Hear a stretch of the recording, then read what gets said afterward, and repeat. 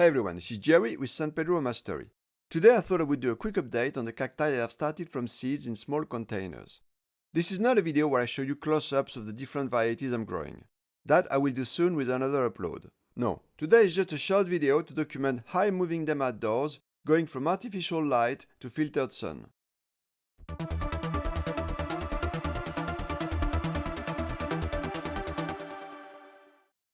Just as a reminder, in the last video, we saw that the soil had dried out because the containers this time were not airtight.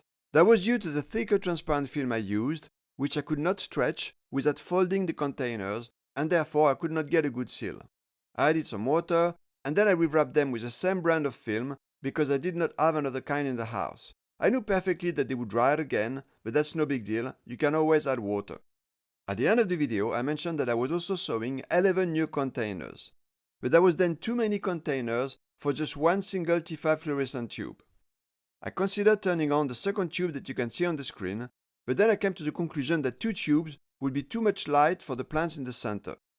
So in the end, I just had a single T5 fluorescent tube in the center, which meant that the plants on the outside did not get quite the amount of light they needed.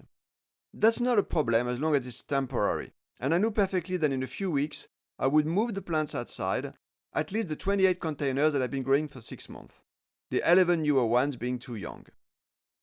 That time has finally come. Now the weather is very warm and I can move the plants outside.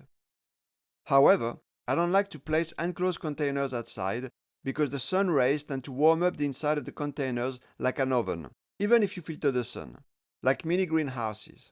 And a hot climate inside a container can easily kill the plants, either from web-like mold or from the heat itself, young seedlings not being as tolerant to heat as adult cacti. This is why I try to avoid placing enclosed containers outside in the sun. The containers have to be open. Just like what happened in the previous video, the soil had dried again. Since the plants have already experienced a couple of dry-wet cycles, I would say that it's not crucial to acclimate them slowly to a drier environment. The plants have already built some resistance in that respect. I have the feeling that at that point, I could possibly just remove the lid and place them outside and be done with it. But, even though the soil is dry, there is still humidity in the air inside the containers. I can tell that from the drops of water on the lid. For that reason, I will still try to give them a progressive adjustment to a drier environment. I won't make the process last too many days though. Just 3 or 4 days in total should be enough. I do not want to drill holes in the hard plastic of the lid because that would be difficult to achieve. Instead, I discard the lid and I will rewrap the container with transparent film, which itself is a lot easier to pierce. I start by making 4 holes with a pen. Then 2 days later, I enlarge the holes and the next day I will completely open the containers. Keep in mind, this fast process is permitted by the soil being already dry. Otherwise, it's recommendable to stretch the transition over a few more days. I don't just open the containers, in fact. I also raise the soil level at the same time. This is a technique I've developed in recent years and that has worked fantastic for me. You've already seen me doing that in previous videos, but I will show you again. I start by removing the soil from the container. The idea is to pull it out in one piece, and that is easier to achieve if the soil is very dry. The next step is to make a couple of holes at the bottom, and that I will do with a pair of scissors. Then I add some soil without compacting it too much, because if you compact it, it will make it a bit harder for roots to develop. I fill the containers with just enough soil so that when I place the plants and their original soil back on top, it is pretty much level with the borders of the container. This will ensure that the air circulates freely around the plants, which is the most efficient way to repel pests. Insects just hate air movement. And like I explained in earlier videos, raising the soil isn't just good against bugs. It also renews the nutrients for the plants. And it gives more space for the roots to develop, all of which will make the plants grow faster. Now if you're wondering what is the composition of the soil, it's my usual mix for adult San Pedro, which is 50% regular potting soil. The one I use is made of peat moss, and I sieve it to remove the wood bits. 25% earthworm castings, and 25% perlite. And once this is all mixed together, then I add a bit of local soil, maybe 5 to 10% extra. The local soil here is full of minerals and small rocks, and I have noticed it is beneficial to the growth. If this is too complicated a mix for you, then I suggest that you use roughly 2 or 3 parts regular potting soil to 1 part perlite. 2 or 3 parts translate to 63 to 75% soil. This is acceptable range. Personally, I usually eyeball it. Now, if you cannot find perlite or you cannot be bothered to order some, then you can just use ready-made cactus soil. I'm sure it will be good enough. However, for super amazing results, I highly recommend earthworm castings. Using those, you won't need to use a fertilizer. Also, casting will last in the soil for many months or years, which is not the case for fertilizers.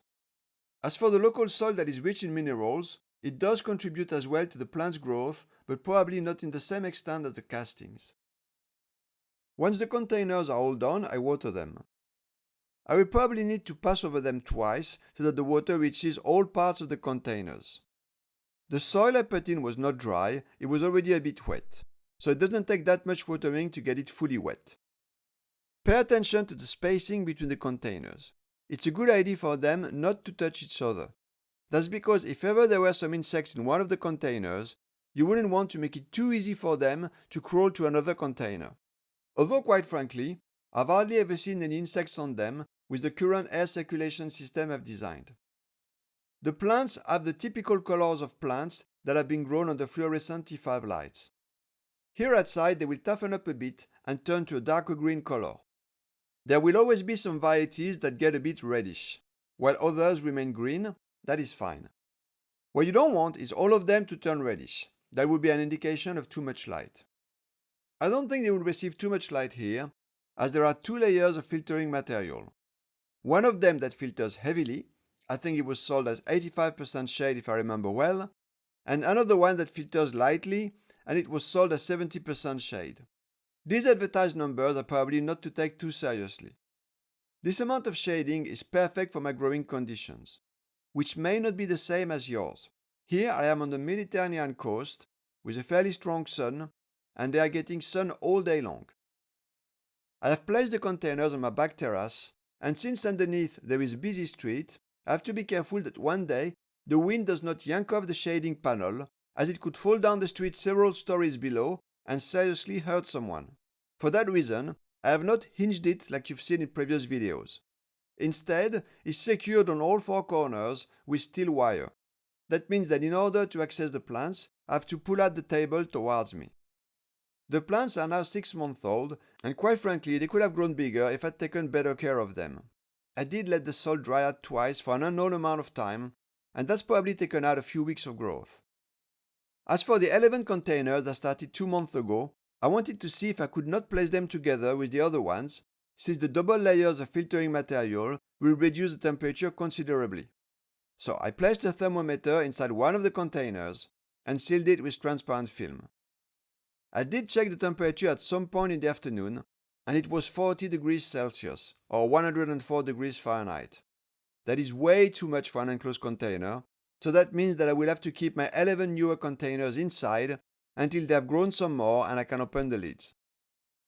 These I am going to grow under a LED tube. Yes, you heard right, LED.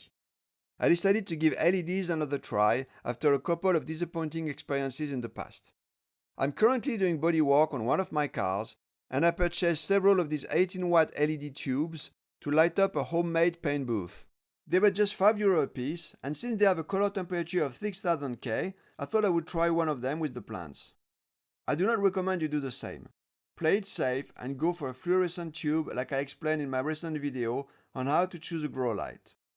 But if ever these LED tubes turn out to be okay, you'll be the first ones to know. Already the first thing I've noticed is that the light output appears to be quite lower than the fluorescent T5. I have attached the LED tube to my old T5 light fixture with zip ties, but I suspect that the light at this height might not be sufficient. If that is the case, I will eventually lower the LED tube, although I'm not quite sure yet how I would hang the tube. That's all for today. There should be another video in a few weeks where I show you how the small containers are growing, both indoors and outdoors. And this time we will take a close look at the different varieties there are, which ones are the most interesting, which ones grow fastest, etc. Don't forget that if you want to buy some of my own hand-pollinated seeds, or some young plants grown from the same seeds, you can email me and I will get back to you with all the information. You can find my email address in the description of this video, but I will also make it appear on the screen now. Please don't forget to let me know your country. Take care, my friends, and I'll see you soon with more videos.